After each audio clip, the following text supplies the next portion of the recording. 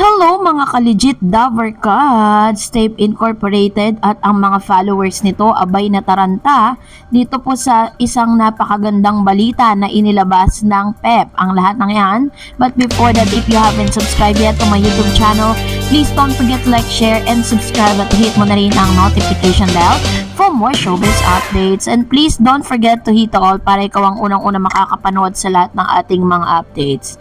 Bago tayo magpatuloy, nais ko po muna magpasalamat sa lahat po ng mga legit viewers, subscribers, and legit Davercards sa lagi nag-aabang at tumaantabay sa lahat ng ating mga updates. Thank you so much for your support. And for today's video, ito na nga po yung isa sa pinakaantay natin na good news dahil sa pagkahaba-haba po ng panahon na tayo po ay nag-antay patungkol po dun sa trademark na talaga namang nakakaiyak lang dahil syempre pinaglaban po natin to for the longest time, and this time naglabas na po ng kanila pong cancellation ang IPO dito po sa trademark Kumbaga parang yung pabor ay ibinigay na po ng IPO sa totoong nagmamay-ari ng titulong Itbulaga. Kinansela ng Intellectual Property Office o IPO ang trademark registration ng Television and Production Exponent or TAPE Incorporated sa pangalang Itbulaga at EB. Base sa desisyon ni Attorney Josephine Alon, Adjudication Officer ng Bureau of Legal Affairs ng IPO nitong December 4, 2023, hindi napatunayan ng TAPE kung paano nila nabuo ang Itbulaga mark. Samantalang, nakapaglabas naman ng testimonya at eksplanasyon ang petitioner na sina Tito Soto, Vic Soto at Joey De Leon, kilala rin sa tawag na TVJ, kung paano nila nabuo ang Itbulaga kaya kinatigan sila ng korte. Nakasaad sa bahagi ng desisyon, registrant of their part did not refute nor contradict this statement on how petitioner coined the term Itbulaga as title for a noontime show in 1979. In fact, respondent registrant even for their part did not refute nor contradict this statement on how petitioner coined the term Itbulaga as the title of noontime show in 1979. In fact, respondent registrant even corroborated with petitioner explanation by averring after their engagement with thought of the name of the noontime show. I submitted several names of Romy including Itbulaga, which was suggested by Joey. Ang Romy na tinutukoy sa dokumento ay si Romy Halushos na may-ari ng TAPE, ang producer ng longest running noontime show na Itbulaga na umeere sa GMA7. Dagdag pa sa desisyon, Romy chose the name Itbulaga among the name in the list. Further, consistent to being true owner of Itbulaga, mark petitioners applied for a registration of the mark with the Intellectual Property of the Philippines February 23, 2023 for the classes 16, 18, 21, 25, and 41. The old trademark law provided that the owner from the goods, business, or services of others shall have the right to register the same. Having sufficiently established how petitioner coined the Itbulaga mark, it is petitioners and not respondent registrants who own the mark.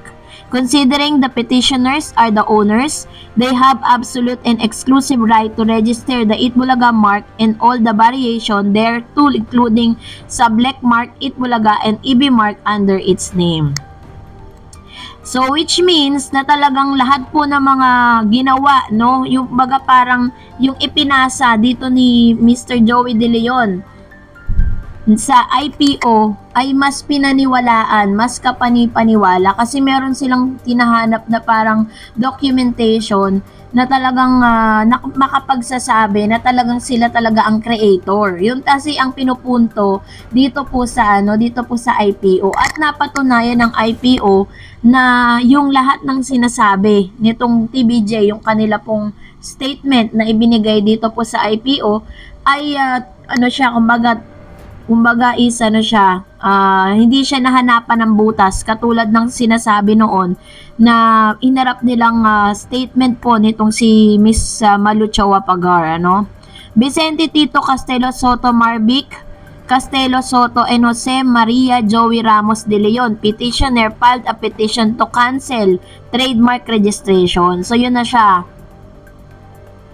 So, matapos nga na lumabas ito pong cancellation na ito, ang tanong po ng marami is pwede na bang gamitin agad-agad ng E8 ng TVJ yung kanilang title? Kasi po pagkatapos po ng cancellation, meron pa pong tinatawag na ito pong tape ay pwede pa po silang maghabol, no? Pwede silang ask ulit for another reconsideration doon po sa nasabing naging desisyon ng IPO. At haharapin pa rin nila yung case doon po sa Marikina Regional Trial Court after this.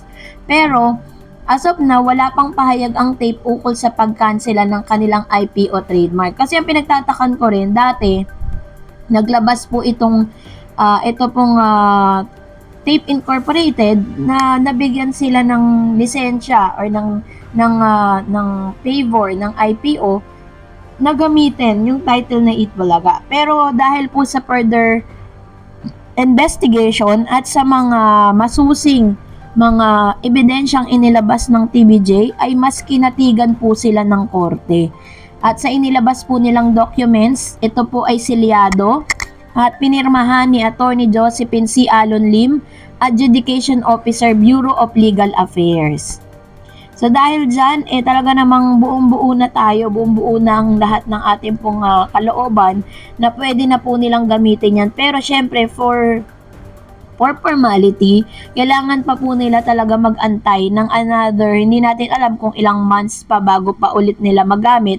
Pero this time is good points para po sa TVJ kasi parang nagdesisyon na po ang korte, nagdesisyon na yung legal affairs ng IPO na sa kanila na nga at napatunayan na sila talaga ang totoong creator and owner ng nasabing trademark. So, biruin po ninyo dalawa po yung kinansela para po sa tape. Kinancel nila yung title na Itbulaga under their name and kinancel din po yung EB. Ibig sabihin, either of the two, hindi nila pwedeng gamitin. Kasi 'di ba may mga lumalabas sa balita na kung hindi man po maaprobahan ng IPO yung kanilang request, gagamitin nila yung EB Happy.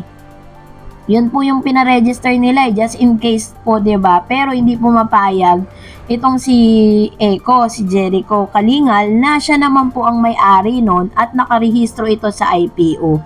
So ang tanong ng marami, saan kaya ngayon dadamputin? Bakit pinipilit talaga nilang gamitin yung EB, no? Dahil alam nila na marketable ang title na Itbulaga.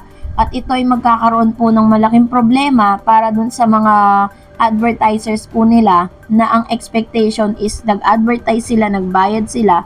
It's because of the title Itbulaga. So abangan natin ang mga susunod na kabanata. Well, kung nagustuhan mo ang video na ito, huwag mo kalimutang mag-like, mag-share, at mag-subscribe, at i-follow mo na rin ang aking Facebook page, DarEdsTV. And also, I have my TikTok account, which is DarEdsTV. Pwede nyo rin po akong i-follow doon. Thank you for watching, guys. God bless everyone!